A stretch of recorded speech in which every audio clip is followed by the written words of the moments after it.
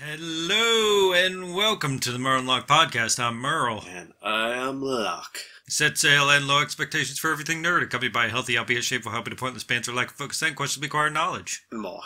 And more. Now, Locke, we were having a conversation the other day where you were saying something to the effect of, you've led kind of a sheltered lifestyle and you haven't got much experiences throughout your life, like these bigger experiences or maybe like these cool vacations or whatever it may be. Yeah, I was the Cyclops living in the basement. Now, like, I kind of want you to expand on it, right? Because like, just the fact, because what I'm accustomed to is like doing all this, cool stuff early on in your life and then just starting to settle down, as you get older. But you're doing like the opposite, right? So if you could expand on it a little bit, like with these cool experiences that you've been like catching up on. As I got older, it just became all the things that I said I wouldn't do or didn't really think that I would have any desire in doing. I did then, and then it was a phase. I was just like, okay, I did that. Cool, chalk it off. I get why people do it, and then that's about it. I don't know. I was the kid who had a very picky diet, would not really eat many new things.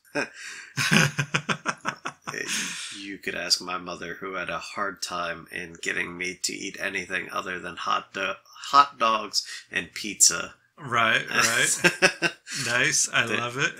There was a good while. Oh, and chips. The typical snacks. Spaghetti was not my favorite thing. I just would not travel outside of the norm. I was just like, if that sounds like something I don't like or I have not tried, I don't want to. Right. I'm content with what I have. And I mean, we used to do a lot more family-oriented stuff. My grandmother was the only one who had me doing things that were outside of the ordinary. If I was a good little boy, if I was a good little boy and got my A+ grades, we got to go to IMAX theaters. Or the Strawberry Square. Those are the big ticket items that were outside of my little rock. You don't want to go to Strawberry Square anymore, bud. No, not anymore. Man, it is it's not filled what with it used homeless. to be. It is. I mean, you started seeing it a little bit when I was younger, but it was a little more populated. Like, there was a lot more people that used to travel to Strawberry Square. Yeah, it used to be a big thing. But no, I love that. Because, like, okay, so when it comes to you and your mom and being raised, you were more like, if you didn't want to do something, then you didn't have to do it, right? Right. They would try, but they wouldn't push me beyond anywhere that was too uncomfortable. Okay, yeah, because like the way I grew up was, it was more like the pitch this idea, right? Like, do you want to do it? No, I don't want to do it. I want to play video games. Well, too bad you're doing it, And then I would get like but I got like all these cool experiences and stuff, which is stuff like I remember like I didn't want to do any of it initially, but like I was pushed out of my comfort zone like constantly or kicked out the door, to go do these things and try them out and gain some kind of experience, which is something that I've adapted as a parent as well, where like my daughter, she doesn't want to do anything, and it like upsets me because I'm like, no, you're doing it. Like, you're trying it. Like, you don't have to like, devote your life to this thing, but you're gonna try it. Give it a go. See, like, especially when she like comes up with like ideas and stuff where she watches like a little video clip or something, or she like sees it somewhere out in public and she's like, oh, that's pretty cool. And I'm like, got it, add it to the list. And I'm like, like later down the line, I'm like, well, you expressed like it doesn't matter how small a modicum of interest it may have been. Like you're trying it now. Like you said something about it. You're gonna try it now, and I do that constantly to her. And maybe sometime in the future she'll form some kind of resentment towards me and the things I did. But like I'm hopeful that she'll gain the same perspective that I have now towards my parents for pushing me to do these particular things, and it's like just a big appreciation for having been made to do those things, do these activities, and get these experiences.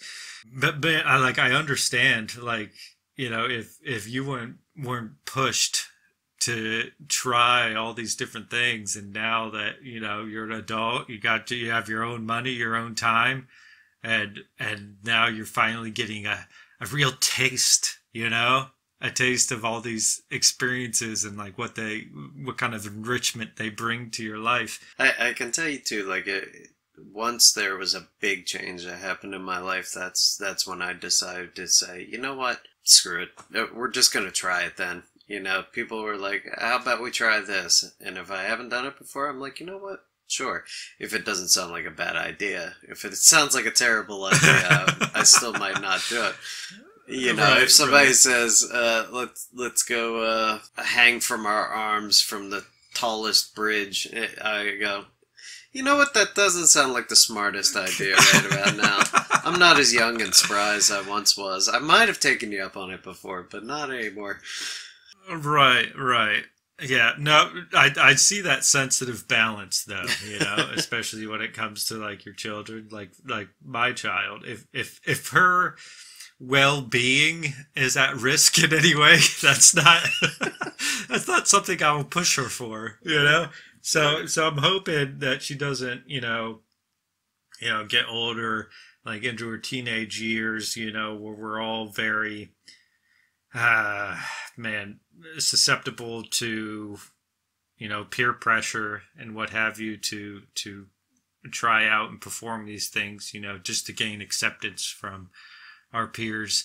I hope she doesn't become susceptible to that, like in doing dangerous things. I feel it's just it's humanity, right? That we're going to do it. There's a good chance. There's a good chance. I mean, at some point, if it's not by the teenage years, it's even after that. I feel the time is eventually there for you to learn a lesson. I mean, I even learned my lessons from watching other people too. That's how I grew up with my life. Since I couldn't go out and do all the things that I wanted at a young age, whether it be for money reasons or whatever, but shove that boy back in the well where he belongs. Get back in the well. When he comes out screaming and hollering at different decibels at other children, you're like, all right. But as I got older and the change hit me, I said, I'm going to try some new things. And it's been a good experience branching out.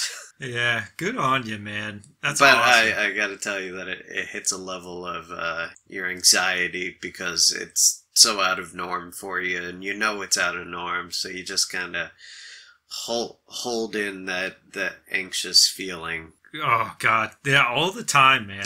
Where I'll do this. I'll do it to myself, where I remember like when I went to China, right, with my buddy. I mean, deep down, I didn't want to go to China. I mean, why? Why would I want to do that? Because like I'm leaving home, going to the other side of the world, and spending time in a place where nobody understands me and I don't understand them. And I'm doing all these, sightseeing tours, like go here and look at something and take pictures or something. And then we'll move on to the next thing you can take pictures of and look at.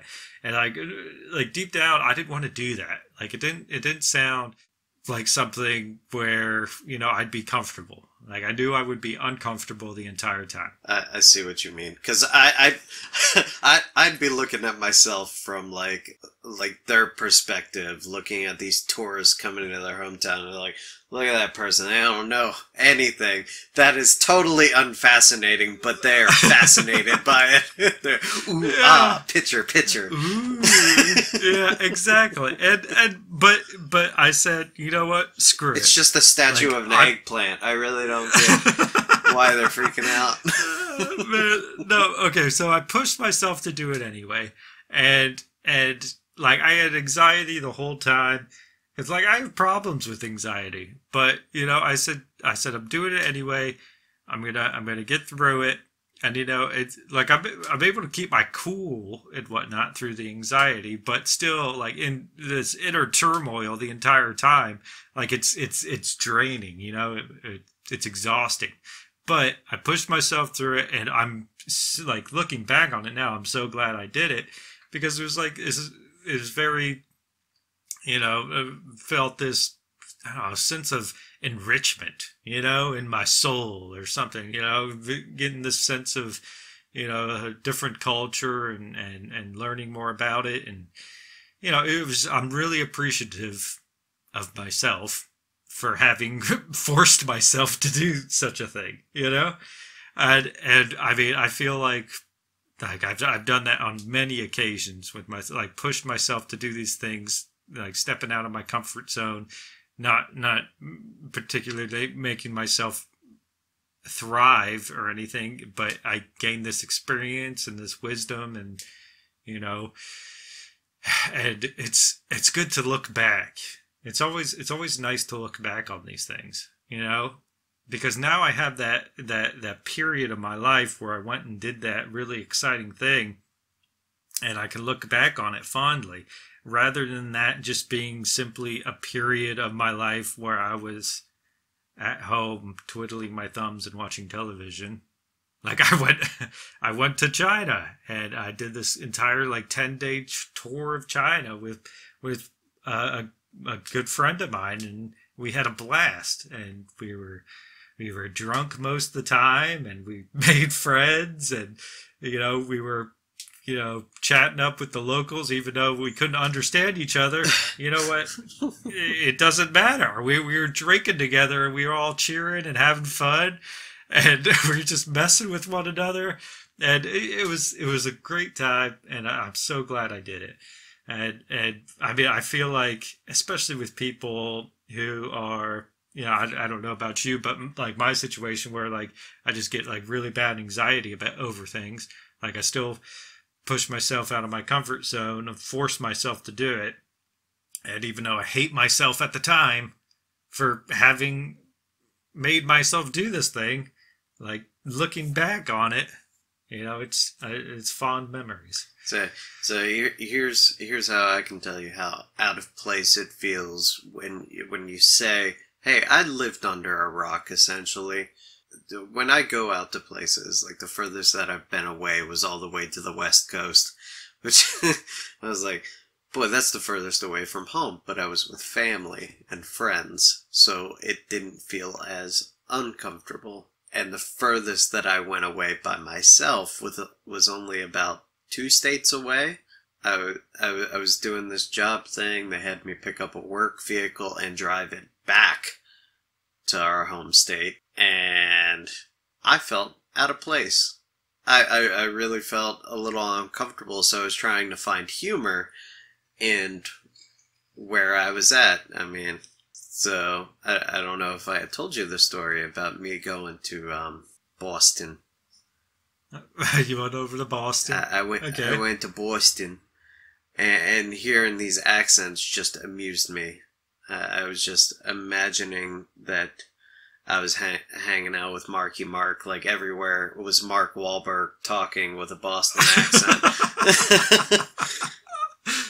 and that's what got me through being by myself in Boston. Because there was nothing in Boston, and it was the most boring drive back home after being in Boston. I had no desire to check out any places in Boston. I mean, a city life is just not really my thing. I know it's surprising. Lived under a rock. I know. Too many people. Jeez. There's too many people. That makes that inner Cyclops scream. Yeah.